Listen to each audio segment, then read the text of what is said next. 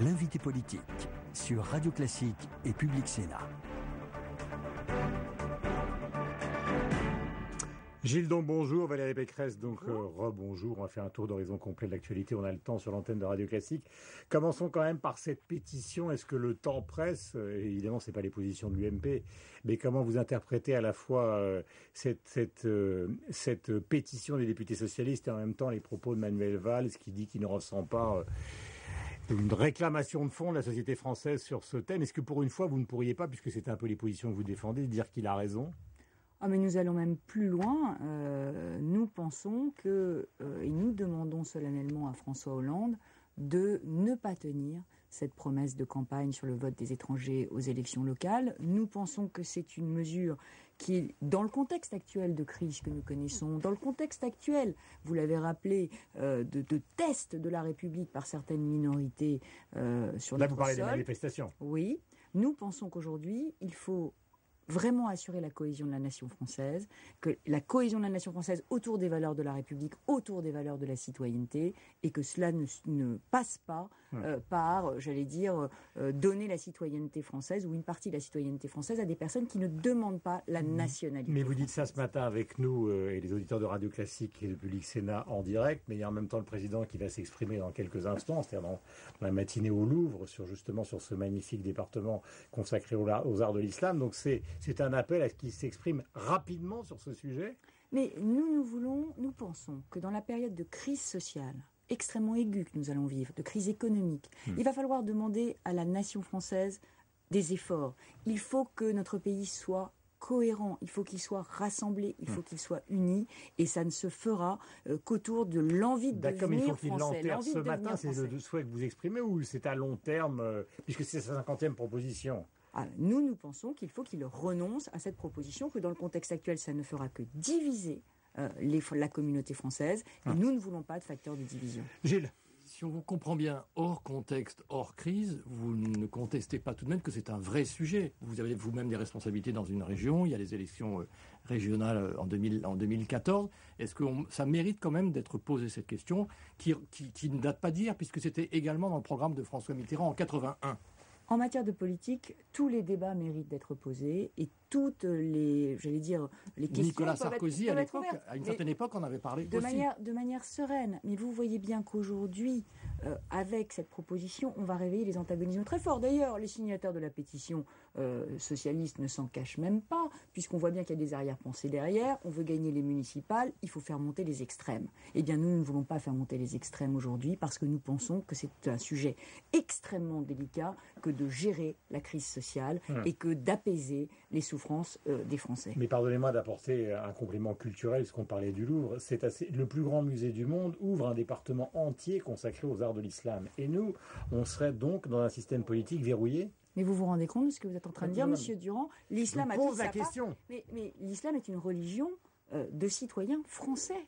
On ne doit pas faire l'amalgame entre islam et nationalité étrangère. Ça n'a rien à voir. Aujourd'hui, j'ai pas parlé moi de nationalité étrangère, j'ai parlé de l'islam et de la France justement. Eh bien, et aujourd'hui, on va construire le Louvre à Abu Dhabi. Nous voulons que les Français soient fiers d'être Français. Nous voulons que tous ceux que nous accueillons sur notre sol veuillent devenir français. Nous voulons qu'ils demandent la nationalité française. Nous voulons qu'ils veuillent la citoyenneté à part entière. Nous ne voulons pas qu'ils soient des citoyens de seconde zone qui pourraient voter uniquement dans des élections locales et qui ne seraient pas vraiment membres à part entière de la nation française. Nous voulons la fierté d'être français. Comme aux États-Unis, autre grand pays d'immigration, eh bien, on demande la nationalité américaine parce qu'il y a un rêve américain, parce qu'on a envie de devenir américain. Avant qu'on vienne à l'UMP, est-ce qu'il faut enquêter plus sur justement ces pétitions qui circulent? Il y en a encore une ce matin, justement sur Internet, qui appelle carrément à manifester place de la Concorde, c'est-à-dire en face de l'ambassade des États-Unis en France. Est-ce que vous avez l'impression que le système du ministère de l'Intérieur dans ce domaine est défaillant, qu'il y a un risque réel,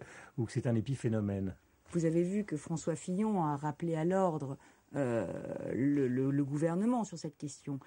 Nous aurons sur ces questions une opposition qui sera à la fois ferme et constructive. Ferme parce que je crois qu'il s'agit de la fermeté de la République. Nous avons des groupes qui contreviennent, qui attaquent les valeurs de la République, des groupes qui prônent la violence sur notre sol. Face à ces groupes, il faut être d'une extrême fermeté. Il ne faut pas tolérer des rassemblements qui seraient des rassemblements dangereux en plein cœur de Paris. C'est un test pour la République. Donc nous serons très fermes, mais nous sommes constructifs. Vous avez vu que nous avons proposé, puisque nous sommes en vacances aujourd'hui, nous les parlementaires. Vous savez que le gouvernement nous a fait revenir la semaine dernière pour examiner en urgence les emplois jeunes et que là, nous avons 2 semaines de vacances à nouveau. Eh bien, je propose... Il y a aussi les journées parlementaires de l'UMP, donc vous êtes aussi concernés. Mais les journées parlementaires, c'est le jeudi. Ça ne nous empêche pas de siéger le mardi et le mercredi. Et je vous rappelle que l'Assemblée siège le mardi et le mercredi aussi. Donc, nous avons aujourd'hui la possibilité d'examiner un texte qui a été présenté en Conseil des ministres devant Nicolas Sarkozy et François Fillon, qui est le texte que nous allions proposer pour lutter contre le terrorisme à la suite de l'affaire Mera. Eh bien, je propose que ce texte soit examiné maintenant, dans ces semaines de vacances du Parlement, dans lesquelles l'agenda semble très peu chargé. Et Gilles Leclerc, justement, passons maintenant à la présidence de l'UMP et la bataille, j'allais dire assez violente, qui vous oppose à Jean-François Copé. Ce soir, donc, on ferme le banc, si j'ose dire. Donc, a priori, ça sera François Fillon contre Jean-François Copé. Est-ce que vous trouvez, au fond, que pour le pays et pour les militants UMP, c'est le bon schéma? Est-ce qu'il n'aura pas été, je dirais, mieux que d'autres candidats puissent accéder finalement à cette compétition? Est-ce que le nombre de parrainages était le bon système? Et finalement, ce duel-là, sans femme, est-ce que ça vous plaît? D'abord, je crois que la question, ce n'était pas le nombre de parrainages. Avoir 8000 parrainages, ça n'est pas impossible. Le problème, c'était les conditions d'équité de la procédure. Aucun courrier n'a été envoyé en mois de juin pour prévenir les militants qu'il fallait parrainer. On ne leur a pas donné un bulletin de parrainage et une enveloppe à renvoyer à l'UMP. Dans ces conditions, évidemment, vous comprenez bien que pour des candidats, j'allais dire, quadragénaires, comme Nathalie Kosciusko-Morizet ou Bruno Le Maire, c'était un parcours du combattant absolument impossible à relever que d'obtenir ces parrainages. La vérité, c'est qu'il n'y a pas eu de conditions d'équité suffisantes dans cette procédure. Donc c'est un verrouillage de Jean-François Copé et de ses équipes. On a tout fait pour qu'il y ait le moins de candidats possible. Les règles qui ont été édictées n'étaient pas équitables. Ça laissera des traces de votre point de vue. Ça laissera des traces tout de même. Vous êtes quand même extrêmement critique à l'égard de Jean-François Copé là, ce matin. Je vais vous le dire, nous aurons une primaire en 2016 pour désigner notre candidat à la présidence de la République. Eh bien, je crois qu'il faut qu'on tire aujourd'hui même tous les enseignements de ce qui vient de se passer pour la présidence de l'UMP. Tirer tous les enseignements, ça veut dire que la primaire de 2016, elle doit être beaucoup plus ouverte. Ça veut dire que les conditions doivent être beaucoup plus équitables. Ça veut dire qu'il faut que les quadragénaires aient accès à cette primaire et qu'il n'y ait pas de verrouillage de cette primaire. Et François Fillon sera le garant de cette équipe. Mais est-ce que vous voulez dire, Valérie Pécresse, que ce matin, avant même justement le dépôt des parrainages de ce soir, il y a encore des choses qui ne sont pas claires dans la façon dont ça va être déposé? Vous savez, les règles changent tous les jours au gré des bureaux politiques et des demandes. Donc, je ne sais pas aujourd'hui quelles sont les règles d'examen précises des parrainages. Bon, ce que je peux vous dire, c'est que vous n'avez aucune crainte à avoir. François Fillon sera bien candidat à la présidence de l'UMP. Xavier Bertrand, qui a annoncé ce week-end qu'il serait candidat à cette primaire en 2016, déjà, qu'est-ce que vous en pensez? Est-ce que vous trouvez qu'il est tout à fait souhaitable qu'il puisse l'être? Xavier Bertrand a le mérite de la sincérité. Dans sa démarche, il est totalement sincère. Moi, je crois qu'il faut de temps en temps avoir quelques minutes de sincérité. Tous ceux qui se présentent à cette candidature, à cette présidentielle de l'UMP, à cette présidence de l'UMP, ont envie, ont le désir d'être candidat à la primaire de 2016. Tout le monde le sait. D'ailleurs, ils ne s'en cachent pas. Ils ne prennent pas l'engagement de ne pas être candidat en 2016. Donc, évidemment, il est logique que tous ceux qui aspirent à présider l'UMP aspirent aussi à conduire l'UMP à la victoire en 2017. C'est totalement logique. Et ceux qui disent le contraire, à mon sens, ne sont pas sincères. Mais quelle est la différence de fond qui existe entre François Fillon et Jean-François Copé?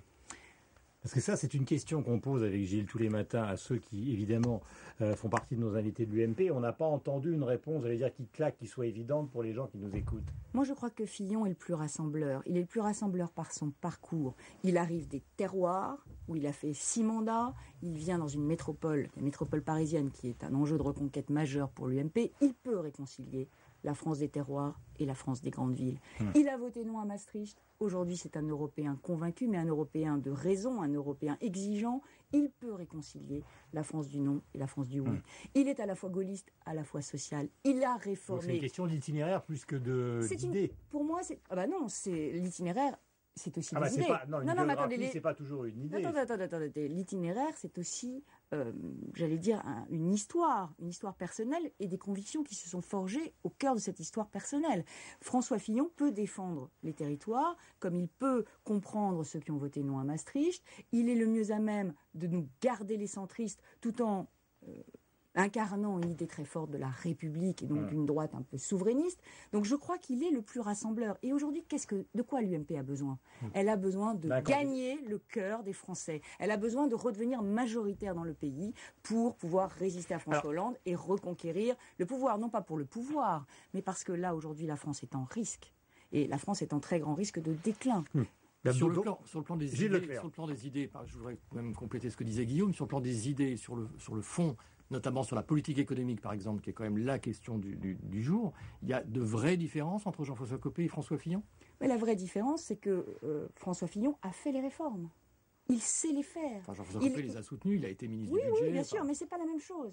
C'est pas la même chose d'avoir été acteur pendant 5 ans face à la crise. Donc d'en connaître tous les rouages, d'avoir mené la réforme de France Télécom, 2 réformes des retraites, la réforme de l'école, la réforme de l'université, d'avoir cette expérience du dialogue social qui est celle de François Fillon et en même temps d'avoir prouvé son courage. Parce que moi j'entends beaucoup parler de courage dans cette campagne, mais le courage, ça se prouve, ça se démontre, ça ne se brandit pas comme un étendard. Est-ce qu'à l'égard du Front National, il y a une différence d'analyse? Est-ce qu'il y a une différence idéologique, d'approche, de tactique par rapport au Front National pour les prochaines échéances entre les François Fillon a toujours été totalement clair sur son approche vis-à-vis du Front National. Son approche, c'est pas d'alliance. Pas d'alliance. Et à partir de ce moment-là, on va parler aux électeurs du Front National et on leur propose des vraies solutions à leurs problèmes. Et François Fillon est connu pour son refus des extrêmes. Ce qui lui donne un avantage considérable, c'est que quand François Fillon propose, je pense à une de ses propositions de restaurer la loi Pasqua, pour faire en sorte que des jeunes qui sont de parents étrangers nés sur le sol français demandent la nationalité française et que ce soit un choix et non pas automatique, quand il propose cela, personne ne l'accuse, ne lui fait un procès, j'allais dire, en anti-républicanisme, parce qu'il est républicain, parce qu'il a cette stature et cette image formidable de grand républicain. Je vous écoute avec beaucoup d'intérêt avec Gilles, et j'ai l'impression que vous tracez au fond le portrait souhaité du candidat au présidentiel pour reconquérir le pouvoir, si c'est possible, face à François Hollande, parce que c'est ça en fait l'histoire. Et c'est aussi la porte fermée à tout retour à Nicolas Sarkozy. On a l'impression, c'est subliminal comme impression, mais en fait que François Fillon c'est la porte fermée, quant à Jean-François Copé c'est la porte peut-être entrouverte. Donc parlons clair. Mais n'ayons là-dessus aucun doute. Je pense, vous savez, la politique c'est des ambitions et le choc des ambitions est inévitable. Je ne crois pas plus que vous à ce... Moi je crois rien, je vous pose des questions. Je pense aujourd'hui qu'en 2017 nous devrons nous ranger derrière celui qui sera le plus à même de nous faire gagner. Et c'est Fillon. Et on verra en 2017. Aujourd'hui, on est en train de parler de la présidence de l'UMP. Qui, aujourd'hui, est l'homme politique le plus populaire? Qui, aujourd'hui, est l'homme politique le plus crédible? Qui, aujourd'hui, est le plus à même de rassembler une majorité de Français autour des idées de l'UMP, autour du projet de l'UMP?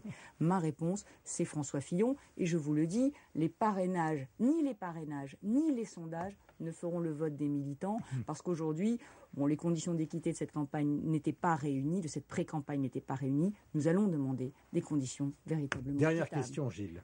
Je rappelle que vous étiez ministre de l'économie il y a encore peu de temps. Qu'est-ce que vous pensez de la politique économique de François Hollande? Est-ce que beaucoup de gens commencent à dire que peut-être la sortie de crise n'est pas trop loin, la sortie de crise de l'euro? Est-ce que vous estimez que François Hollande y a contribué ou y contribue?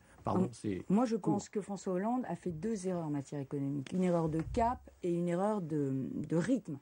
L'erreur de cap, c'est qu'il a cru que la dépense publique allait ramener la croissance. C'est faux. C'est pas en dépensant de l'argent qu'on n'a pas qu'on ramènera la croissance, c'est en faisant des réformes de structure, des réformes de compétitivité. Il ne les fait pas, il détricote celle de Nicolas Sarkozy. Il doit changer de cap économique. Et par ailleurs, sur le rythme, il a cru aveuglé par l'anti-sarkozysme qu'il fallait aller lentement. Eh bien aujourd'hui, face à la gravité de la crise sociale, il est obligé d'accélérer et c'est tant mieux. Merci Valérie Pécresse d'être venue en direct ce matin sur l'antenne de Radio Classique et de Public Sénat. Gilles, bonne journée et à vous aussi.